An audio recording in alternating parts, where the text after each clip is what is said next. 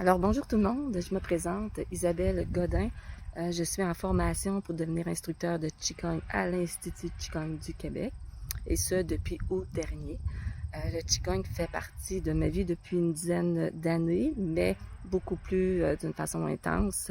Et ça, c'est positif parce que j'ai réussi à l'intégrer à ma routine quotidienne.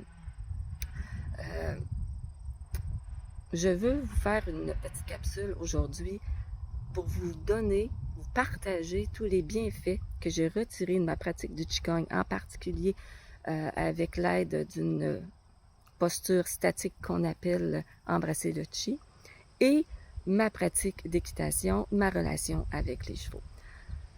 Les chevaux sont dans ma vie depuis que je suis toute petite, j'avais 12 ans environ. J'ai fait des sauts d'obstacles, j'ai fait du dressage, mais là, depuis quelques années, moi et mon conjoint, on fait du camping équestre. Donc, notre objectif, c'est de parcourir le Québec, de se promener et de découvrir le Québec à dos de cheval. Donc, on peut facilement faire 30 km dans une journée. Depuis ma pratique en août, j'ai vu une grosse différence physiquement parce qu'avant, j'avais une douleur au niveau des hanches suite à un accident de cheval d'ailleurs que j'ai vu quelques années. J'avais donc toujours au niveau des hanches un blocage, manque de mobilité. Et puis ça m'amenait à ce moment-là à la longue des douleurs à cheval que j'endurais parce que j'aimais trop faire de l'équitation. Alors le côté, je vais vous donner deux aspects, côté physique et émotionnel. Allons-y avec le côté physique. Le côté physique, je vais vous en parler à l'aide de la posture embrasser le Qi. C'est pas un cours que je veux vous donner, pas du tout. C'est pas l'objectif de cette capsule-là. C'est plutôt de faire le lien entre cette posture-là et la posture du cavalier en équitation. Alors, je vais m'installer un peu plus loin. Alors, j'ai les jambes à la largeur des épaules. J'ai la tête qui est suspendue par un fil. J'ai le menton légèrement rentré. J'ai les épaules qui sont détendues. J'ai la poitrine détendue un peu vers l'avant. J'ai le dos droit. Les lombaires sont détendus. Je vais basculer mes hanches pour être capable de m'asseoir comme sur un petit banc imaginaire.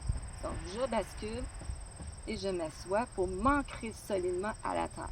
Donc là, ici, on s'entend qu'au début de ma pratique, je trouvais ça très difficile d'être capable de basculer mes hanches, mais je suis en train de gagner beaucoup de flexibilité et d'aisance avec cette pratique-là et toutes les autres pratiques au niveau du Qigong aussi. Si je fais le parallèle maintenant avec la position du cavalier, que je vais joindre une petite photo avec la vidéo de la position du cavalier à l'équitation. Alors, des points qu'on a communs, on a au niveau du fait de s'étirer à partir de la tête, n'est-ce pas? Et l'alignement épaule-hanche, terre, et basculer pour s'asseoir comme pour s'asseoir sur ses poches. On s'entend que pour moi, c'était très difficile. Hein? Je me rappelle beaucoup avec mon coach. Elle me rappelait, elle me dire, assis-toi sur tes poches de jeans, mais c'était très difficile pour moi. Mais là, je gagne de plus en plus en flexibilité. Et ça, c'est un point extrêmement positif en ce qui me concerne. Ça a amené que j'ai plus de douleur maintenant. Alors, ça, c'est pour le côté physique, un peu plus physique que j'ai regagné. Aussi, l'endurance, on s'entend, parce qu'à faire du yoga, à faire ces postures-là, à tenir ces postures-là, tu raffermis, tu fortifies tes muscles, tes tendons, articulations et tout. Donc, vraiment, ça fait en sorte que beaucoup d'endurance et de souplesse au niveau de mon corps. Parce que deux choses que ça travaille justement, cette position, cette posture-là, c'est que ça vient corriger les postures qui sont mauvaises. Et puis, ça vient donner ça enlève de la raideur de notre corps. Mettons, ça enlève la rigidité de notre corps. Maintenant, si je vais avec l'autre penchant, qui est plus au côté énergie, il y a un vieil adage de la médecine chinoise que j'ai apprise dans ma formation qui dit que si le corps est si le corps, bon, je m'en rappelle, excusez, un petit blanc de mémoire, puis là, j'entends en même temps des choses, puis là, mon attention est allée ailleurs. Bref, si mon corps n'est pas droit, à ce moment-là, le chi n'est pas fluide. Et si le chi n'est pas fluide, l'esprit n'est pas stable. Et si l'esprit n'est pas stable, le mental est désordonné. Et là, on s'entend clairement que c'est vraiment pas ça que l'on veut quand on est en contact avec les chevaux, qu'on soit sur leur dos ou qu'on soit à côté. Pourquoi? C'est bien simple, parce que les chevaux ont une intelligence émotionnelle très, très, très développée. C'est leur forme d'intelligence. Ça veut dire qu'ils ressentent nos émotions. Ça veut dire qu'ils ressentent nos énergies, qu'elles soient bonnes ou mauvaises. Alors, c'est sûr que si je suis dans de mauvaises énergies, dans des mauvaises émotions, je vais le transmettre à mon cheval et c'est sûr que lui va ressentir la même chose. D'accord? Donc, la pratique du Qigong, de cette posture-là, va nous permettre de contrôler notre mental, va nous aider à faire circuler les énergies et aussi, ce qui est à mon sens hyper important en lien avec les chevaux, c'est le fait de créer une union entre les énergies intérieures et extérieures. Fait que si on réussit à faire une union de tout ça ensemble, à ce moment-là, on réussit à faire comme une bulle avec notre cheval et on ne forme qu'un. Alors, en étant dans un bon mental, dans de bonnes énergies, à ce moment-là, c'est ce que je communique avec mon cheval. Et si j'ai cette sensibilité-là que je développe aussi avec cette pratique-là, une sensibilité aux énergies, mais à ce moment-là, je vais être capable de communiquer avec elle parce que oui, c'est important que moi, je communique avec elle, avec mes aides, que ce soit pour la diriger. Exemple, je peux être sur le côté, sur un chemin qui longe un ravin qui n'est pas très large. C'est sûr qu'il y a intérêt à ce qu'elle écoute mes consignes et que ça soit fait dans le calme afin justement qu'il n'y ait pas qu'il y ait un problème de sécurité. OK? Mais il y a aussi l'autre côté qui est important. C'est-à-dire qu'il faut que je sois capable de ressentir, elle, ce qu'elle a à me dire. Puis là-dessus, je vais vous donner un exemple. Ça s'est passé justement à la fin de semaine dernière.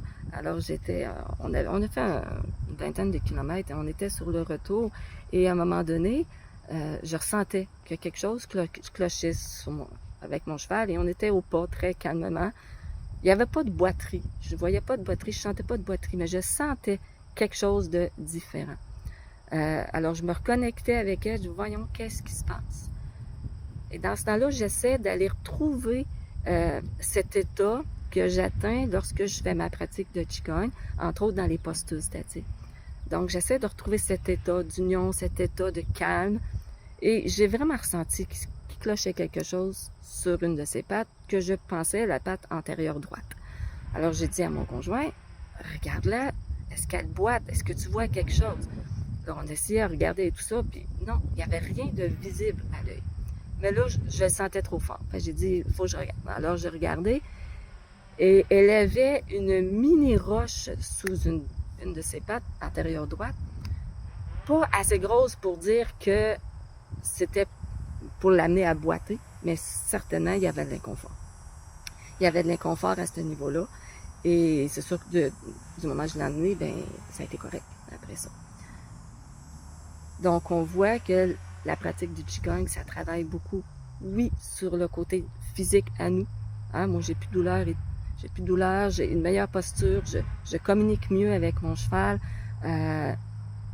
Donc, ma posture, elle a été corrigée par la pratique du Qigong. Mais il y a aussi l'autre côté qui est, à mon sens, vraiment important, surtout avec les chevaux, qui est le côté énergie, le côté de l'état de calme, d'unité, qu'on va aller aussi développer avec la pratique du Qigong. Donc, voilà, c'est ce que je voulais vous communiquer aujourd'hui. Je vous souhaite vraiment de bien continuer vos pratiques de Qigong. Peut-être qu'il y aura d'autres capsules, on ne sait pas. Alors, pour le moment, j'avais le goût de vous partager ça. C'est ce que j'ai fait.